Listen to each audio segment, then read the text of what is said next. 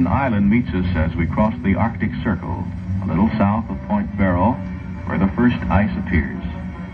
Our force now comprises 4 ships: the Burton Island, commanded by Commander Joseph E. Reedy, U.S.N., our flagship, the STORIS, Commander Harold L. Wood, its captain, the BRAMBLE, Lieutenant Commander Harry H. Carter, its captain, and the SPAR, her captain, Lieutenant Charles V. Cowing.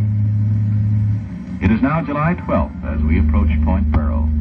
We're moving into the area some 2 weeks earlier than any previous ships, and are likely to encounter remaining ice fields near shore. Time is required to survey and chart the new areas before the MSTS resupply ships arrive to discharge their cargoes for the dewline stations. We've passed Point Barrow, rounding into the Beaufort Sea and moving eastward. The ice pack is beginning to recede from the shoreline, and we make excellent progress. This is the longest leg of our journey from Seattle northward through Bering Strait, past Point Barrow, and into the Beaufort Sea. Cape Perry will be our first stop. On July 17, 1957, we reach Cape Perry. A helicopter from the STORIS takes off to pick up mail ashore.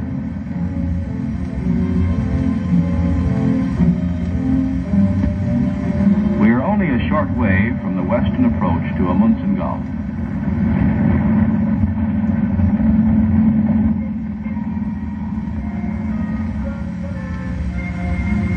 Our ships refuel from the Burton Island, which will then return to pick up the MSTS ships behind us and guide them through the ice fields.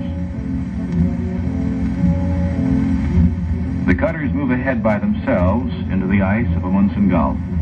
The work of surveying the uncharted areas lies some distance ahead. To reach it, we must make our way through the intervening ice fields, sounding and charting en route.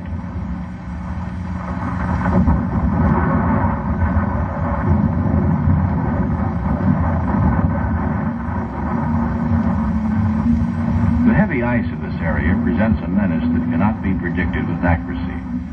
Areas which were charted and fairly clear of ice last year now appear as almost solid ice fields.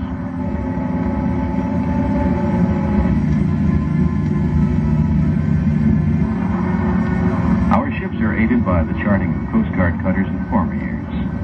The thickness of Arctic ice is due to the extreme temperatures, shifting currents, and the direction and velocity of the winds. When the ice is in a solid field, it becomes thick enough to resist impact.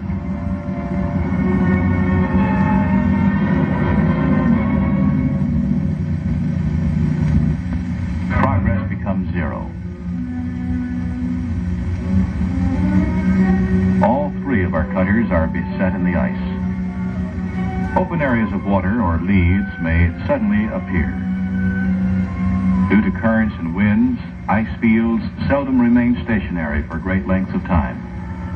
Beset again, the ship rigs a boom with a heavy weight in an attempt to roll herself free. While she is trying to work herself loose, the STORIS sends a helicopter out to search for leads in the ice field toward which the ships can direct their course once they're free.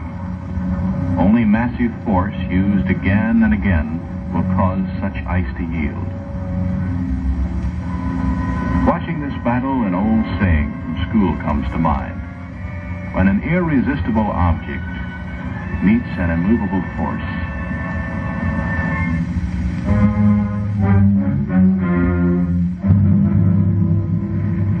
As long as there remains some freedom of movement, the chance of the ships breaking through and into a nearby open lead remains fair.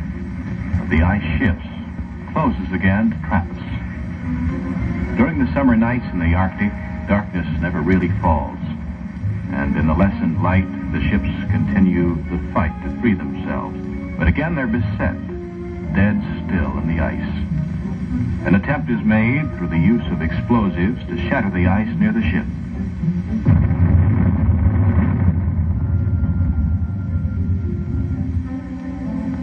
A large grapnel is next brought into use. The ship's engines go to work again in this new attempt at freedom.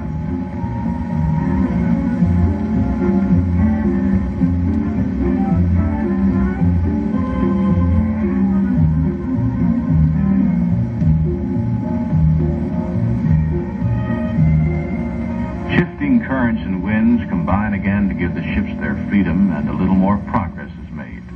But the early summer ice closes in again. Charting and sounding for water depths continues, with progress slow. The coastline lies within view, but it's too early for the ice to have moved offshore. The currents and winds have moved the ice once more, prodding it around and against us, and we're beset. The force exerted by an ice field is hard to believe. Last night, we were in an open lead. Today, that lead is closed beneath the ships, forcing them higher and higher from the water. In its frozen form, water can possess the power of a marine railway to lift a ship of even this size. Two of the ships have been moved against each other, giving one a bad list to starboard. At a time like this, a sailor is likely to do a little wishful thinking. Life was simple and pleasant a couple of months ago. A man could use a little of this life along about now.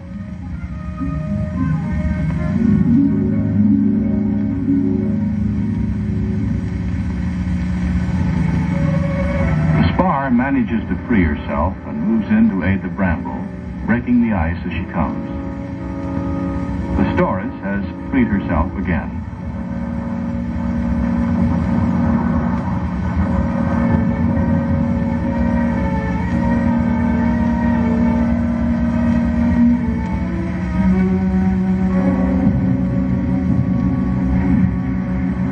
The STORIS leads us out of the ice pack toward open water, and we pass a young native about to take his daily bath. He decides no bath is worth it in water this cold.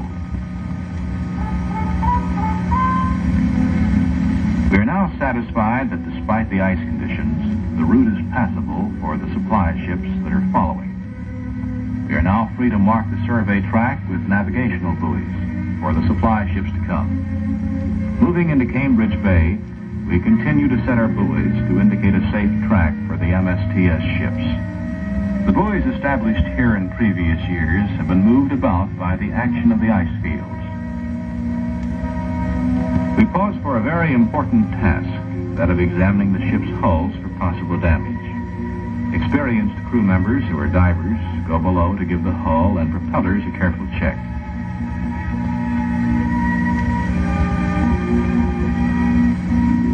We go ashore at Cambridge Bay on August 6th.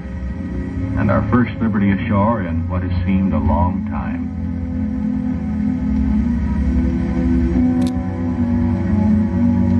Eskimo children, we should have brought along those Mexican hats for them. And what Coast Guardsman doesn't like dogs? The Navy's Hydrographic Survey Group can now begin work ashore, where reference points for soundings are to be set up. They take their sights and make their records to establish locations for the various aids to navigation we will set in this area. One of the ship's LCVPs lands parts of a radar reflector tower of lightweight but very strong material.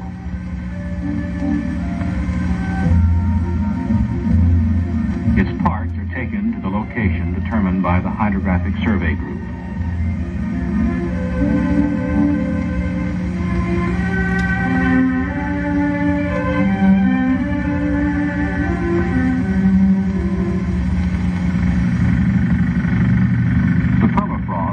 Frozen subsoil of the Arctic region resists anything except drilling to provide holes for anchoring the various towers.